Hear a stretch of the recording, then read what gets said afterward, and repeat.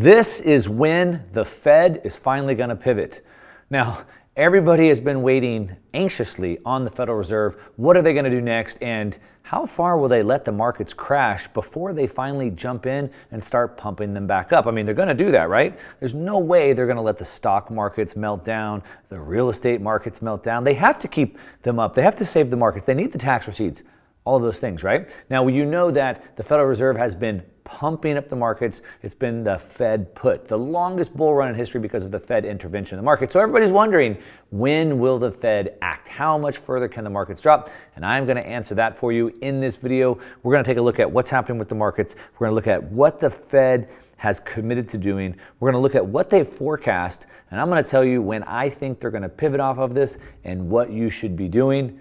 So let's go. All right, welcome back. If you're new to the channel, my name is Mark Moss, and I make these videos to change the way you think about money because almost everything you've learned is wrong. Almost everything you hear is wrong, and you have to learn to sift through the information, look at the real data so you understand what's going on. We're going to talk about the Fed. Will they pivot? How far will the markets drop before they jump in? We're going to talk about that. Now, real quick, I'm going to break all this down in a probably about an hour. I got a bunch of charts, graphs, and I'm going to do a live Q&A. I'm not going to do it on YouTube, but there's a link down below if you want to join me. It's free. Just come hang out. I'm going to show you what I'm doing in response to this, what I'm selling, what I'm buying. And like I said, answer all your questions live. It's going to be a good time. Check it out. There's a link down below if you'd like to come hang out with me. Otherwise, let's go ahead and jump into this video where we're talking about this Fed pivot. I've done a little bit differently today. I don't have the PowerPoint presentation. I just got some words and some charts. Let me know if you like this video. When it's over, you can leave me a comment down below, this new style. Let me know what you think about the style or if you prefer the PowerPoints.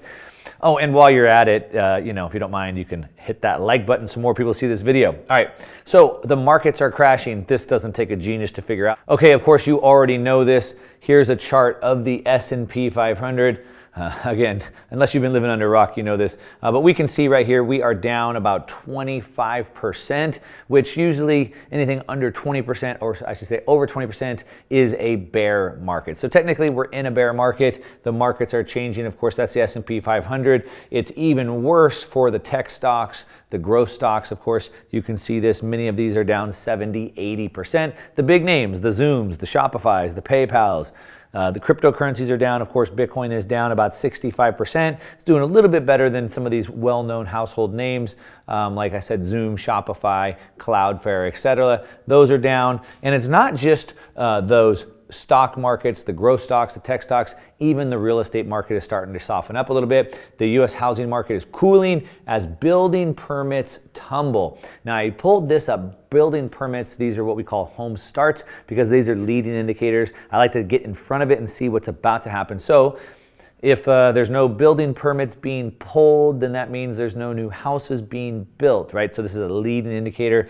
Now, I'm working on I think I'm going to work on a bigger real estate video to tell you what I think is going to happen with the real estate market. If you want to hear me chime in on that, I've been a real estate investor my whole career, you can leave me a comment and let me know if you want me to do that. But you can see the markets are crashing down. So that leaves many people to ask, when will the Fed put kick in, or when will they pivot? So the Fed put is meaning that everybody knows the Fed's going to keep the markets propped up, and so we've been buying the dip for the last 10, 12 years.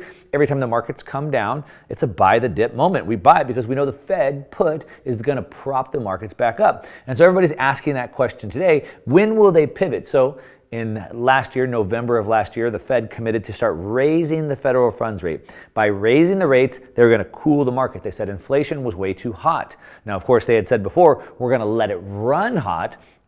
The Fed said in 2018, 2019, they couldn't get the 2% inflation that they want. That was their goal. And they tried, they couldn't get 2%. They printed money. Finally, they said, we're just going to let it run hot. We know we're going to overshoot 2%, and that's okay. Well, we ended up at almost 9%. So to say they overshot it is a understatement. So now they're raising rates to bring it back down to the 2%. The problem is they're melting down the markets, as we showed. Cryptocurrencies, growth stocks, tech stocks, S&P 500, even the real estate market are all crashing. So is the Fed put still in play? And if so, when will they pivot? So that's what we're going to break down. So let's take a look at a couple things. Now, first of all, back to the Fed put.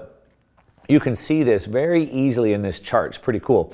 The blue line that we have here are the total assets held by central banks. So you can see as the central banks have increased their balance sheet, the red line is the S&P 500, the stock market. So look how closely this is correlated. As the banks increase their balance sheet, the S&P 500 goes up by the same amount. Pretty interesting. That is the Fed put that we've been talking about. Now, as I said, everybody's waiting for the Fed. They're getting ready for the dovish pivot. When will they please? When will they pivot? Everyone's saying they won't let the stock market drop by more than 20%. 20% is the max pain they'll allow before they'll pivot. Well, everyone's waiting. I don't think it's going to come. We can see another headline here. It says that the Feds, close this here, the Feds pivot, how soon and how fast? Everybody's waiting for this to happen, but it doesn't seem to be happening. And we can see right here, here's another chart, I like this one. Where is my bailout? So what we can see here is this dark line right here is the monetary expansion of the central banks. And the blue line here, again, is the S&P 500. And so you can see every time they dipped, the Feds would spring into action and push them back higher. That's the Fed put that we're talking about. All right, now I'm making the case that they're not pivoting. As a matter of fact, well, eventually they'll pivot, but they're not going to pivot anytime soon. So if you're waiting for the pivot, I would say don't wait for the pivot, or what I might say is don't hold your breath. I don't know how long you can hold your breath for. Now, let's take a look at a couple of reasons why you should not hold your breath and when the pivot is actually going to happen. All right, so Powell, Jerome Powell, head of the Federal Reserve, who controls what that Fed funds rate is, he says they're focused on the 2% inflation as the Fed vows. That's a solemn vow. He swears. He vows unconditional fight to get back to 2%. Now, remember, they couldn't get to 2%. They tried to get to 2%, and they overshot it to 8.6. If we're rounding up, it's to 9. 8.6. Now they're vowing, solemn vow, to get back to 2%. Does anybody think they're going to hit 2%, or are they going to way overshoot it? Well, that's a different conversation, but we can see here over and over and over the solemn vow that they're making. Powell Fed strongly committed to bringing inflation back down to 2%. That's where they're going. Now, are they willing to sacrifice the markets to 2%? They're vowing to get there no matter what. We can see this right here. I've been showing you some of these charts. If you've been tuned into the channel on a regular basis, you know this. If you're not tuned into the channel on a regular basis, why not? Take a second, click on that subscribe button, make sure to hit that bell notification so you know when I put new videos up. All right, now, right here, The Economist says that the Fed is working to push stocks down. The move against stocks in part of the Fed's drive to tighten financial conditions. All right, so what they're trying to do is destroy demand. There's two ways to change prices. When prices are going too high, inflation is too high, you can increase the supply or you can lower the demand. The Fed can't print more food or more energy, so they can't increase the supply. What they can do is they can destroy demand. If they destroy stocks, they destroy your retirement account, they destroy real estate, you feel poor. Let's say that you're 40 years old, you're not planning on retiring for 25 years, but you see your 401k get cut in half. You see your home price get cut in half, even though you're not going to sell your house. You still feel poor and you spend less money. So they destroy the demand. That's exactly what they're trying to do. So when will they pivot? Well, they won't. They're committed to 2%. They're committed to 2%. And they're committed to destroy the markets so you spend less to get inflation back down. So when will inflation get back down to 2%? That's a question that I'm going to answer for you. We can see here a couple more pieces here. It says, if stocks don't fall, the Fed needs to force them down. So it's not about the Fed's going to save the stock market. They're purposely forcing them down to destroy the demand. The first thing is you have to understand that, because if you think they're trying to save the markets, if you think they care about the markets, you're completely misguided. They don't care about your retirement account. They care about the inflation number, which we'll look at in a second. We can see here, no excuses, plan now for a recession. So don't have any excuses. You got caught off guard. You need to plan right now for a recession. As a matter of fact, a video I put out last week shows that the Atlanta Fed put out data that shows that we're now officially in recession, 2 quarters with a negative GDP print. Now here we have, it says, The Fed's actions greatly increase the risk of a recession. As a matter of fact, we're officially in that recession, I said. The Fed's tardiness in tackling inflation raises the probability that policymakers overreact. So they couldn't get to 2%. They said, let's overshoot it. They thought we would get to 4 or 5. That was the number they were throwing out. We got to 8.6. So and as it started going past 4, past 5, past 6, past 7, they didn't do anything. They didn't do anything. They waited until it was way too late. And so that's what they're talking about here. The policymakers overreact. So now it went way too high. They waited way too long to act. And now they're overreacting, which means we're going to have a severe reaction in the opposite direction. It says policymakers need to deal with each of the individual sources of inflation in a coordinated fashion instead of using a blunt instrument such as rate hikes. So trying to fight prices going up is ridiculous because there's trillions of prices with trillions of reasons why those prices would go up. So for example, there's a situation with Russia, there's in Ukraine, there's fertilizer problems, there's supply chain problems, there's shipment problems, there's all types of problems. And so how can they tackle each one with the blunt force of just rates? The answer is they can't, right? The answer is they can't. And we can see here, a rate hike, quantitative tightening, all it does is merely crush demand. All they do is make you poor by crushing your retirement account and crushing your house so that you stop spending money. Now, let's get back to what you're all waiting for, which is when will the Fed crush the markets enough to finally pivot?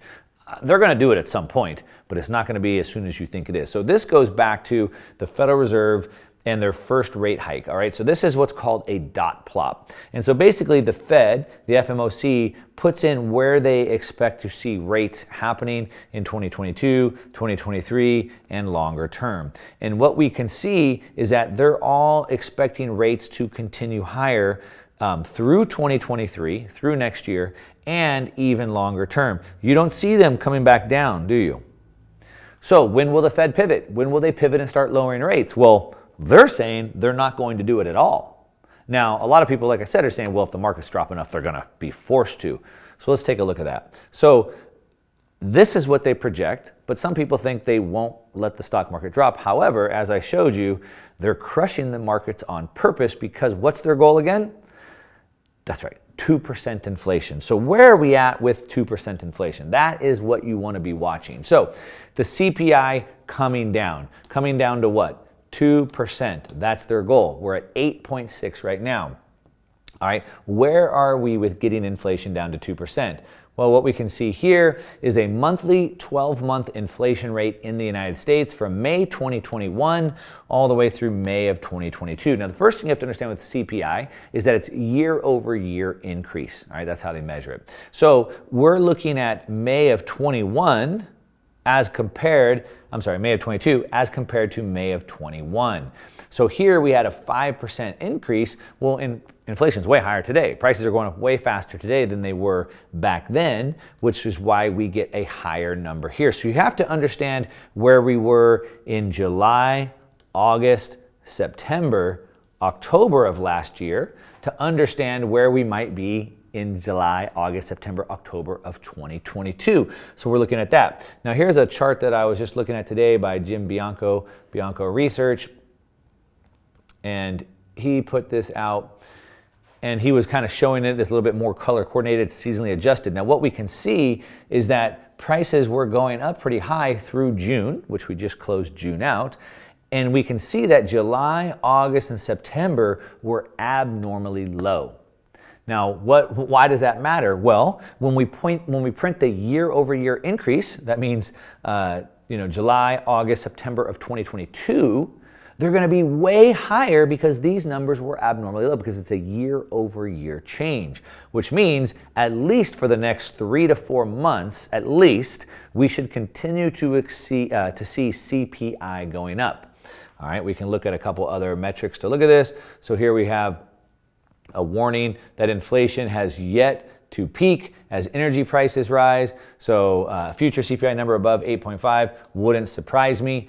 We're going to continue to see prices going up in the future. We can see, of course, Jerome Powell, the Federal Reserve, finally admitting we understand better how little we understood about inflation. So basically, we don't know anything about it. We can't do anything about it. But we're trying to answer the question, when will the Fed pivot? Well, as I said, they need to get the CPI down. Now, I met with, I was speaking at a conference with Joseph Wang 2 weeks ago, and he used to work at the Fed. He's a Fed trader. And I asked him this specific question. He said, well, they probably won't wait till they get to 2%, but they're going to need to see meaningful decline. They're going to need to go from 8.6 to 7.6 to 6.6 to 5.6. And if they're starting to see that, then maybe they'll come off of it a little bit. So are we going to see that? Well, as I showed you right there, probably the next several months are going to continue to go higher, which means the next several Fed meetings, they'll probably continue to raise rates. What else? Now, to make up the CPI basket, you have to understand how that basket works, if that's what they're looking at, right? I call it the CPI basket, or I call it the CP lie, because they manipulate the numbers. However, that's the number they look at. So let's take a look at rents. The reason why I want to look at rents in the CPI basket is because they make up a big segment of the basket. As a matter of fact, shelter makes up 32% of the CPI calculation. So about a third of the whole basket is made up of rent or homes, shelter as they call it. So we need to take a look at that. So it's pretty important. Now, the thing that you have to understand is they don't look at the price of homes. So if home prices soften and come down, they don't look at that. They don't count that. What they look at is something called owner's equivalent of rent, how much that home would be rented out for. So that's what matters, is the rents. So let's take a look at that. So we can see that rents, I've shown you this chart before, and if you've watched my videos, you've seen it. If you don't watch my videos, subscribe. You can hit that subscribe button. Okay, the national average rent price trends. Now this is ending June 15th, and it's for the last year. And what we can see is that 2-bedroom rents, national average, the national average year over year is 26, almost 27%, 26.8. So 27%. Now, 27% increase, and it makes up a third of the CPI basket. Now, right now, CPI gets that owner's equivalent of rent by doing a survey. Now, who do they survey? They didn't survey me. I'm a homeowner. They didn't call me. Now, this is an average 27% increase. Now, some areas went down. Some areas had a decline in rents. Some areas went way up, and so we got that average of 26%. So did they only call the people where the rents went down? In addition, rents are what's called a lagging indicator. And the reason why is they take a long time to adjust. And the reason why is most people have a 1-year lease. Some people have longer 2-3-year leases. But if you have a 1-year lease, well, your landlord is going to wait until your lease expires to raise the rents. And they're going to raise them somewhere in the 26% on average on you. And that's going to continue to push the year-over-year increase on rents up, which again makes up 30% of the CPI basket. That makes sense. Now, I know a lot of people are waiting for the real estate market to crash, but rents don't typically come down in a real estate market crash. What we can see from this chart going back to 1970 all the way through 2022 is the home rent ratio.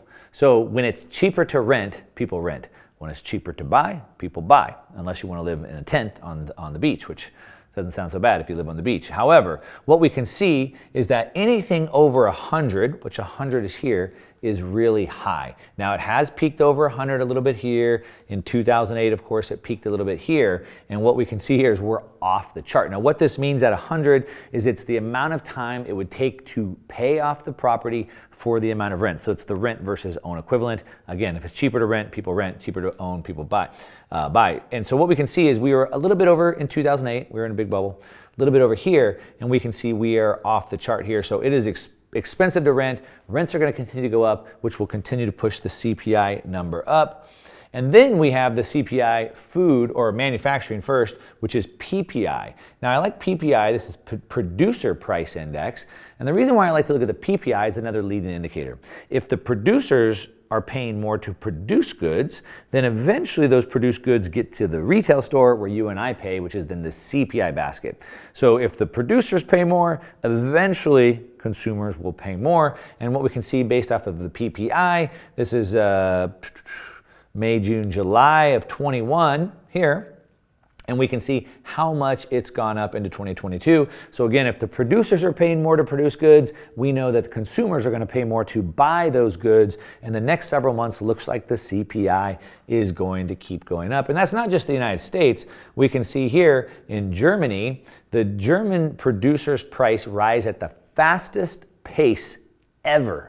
The fastest pace on record. You can see that. Now, why Germany and not just Europe? Well, I want to give you a global outlook. Germany is considered the economic engine of Europe. Most of the manufacturing comes out of Germany for Europe, and so we wanted to look at that chart directly. So if we look at it from this standpoint, it looks like CPI will continue going up. And then we have food. Food also makes up a big chunk of the CPI basket, and what we can see here is that the personal consumption expenditures on food have completely gone off the rails. Now we can see it's gone up pretty smoothly, like this 2% increase like the Feds want. However, what we can see in 2020, we can see this giant jump. It came back down once we got everything back open again. It's sort of leveled off, but look how it is just going up at an astronomical pace again. Again, a leading indicator showing us that CPI is going to continue to go up. Of course, we can see this USDA says all food prices will increase in 2022. So they're going to increase, a leading indicator. So CPI is going up on food. And so what do we expect with CPI? Well, what we expect with CPI is it's going to keep going up. And if it keeps going up, the Fed is going to stick with this dot plot. They're going to continue to raise rates. That pivot that everybody's waiting for is not coming, at least not probably for this year and maybe into next year. We can see this from the data. Now, I'm always going to bring you back to my Austrian economist viewpoint. And one of my favorites, Ludwig von Mises, talks about something called the crack up boom that you can see here. And this is inflation expectations unanchored. And we can see that everyone's expecting inflation to go higher and higher and higher. And the reason why I bring this chart up with Mises and the crack up boom is that he says, and then suddenly, everybody realizes that inflation is both intentional and permanent. When that happens, they don't want to hold money anymore. They want to buy goods and services. At that point, nobody wants the money, and we see this inflationary crash, which is exactly what we're seeing. So anyway, when will Fed pivot? Not anytime soon. You better get ready for it, better prepare. If you'd like to find out what I'm doing to prepare, come hang out with me live. There's a link down below. I'm going to show you what I'm doing. I'm going to answer all your questions live. Otherwise, leave me a comment. If you like this video, give me a thumbs up. If you don't like the video, give me a thumbs down. That's okay, but at least leave me a comment. Why? That's what I got for you today. All right, to your success. I'm out. Since you've stayed to the end, I know you like this video, which means you're probably gonna really like this video right here and this video right here.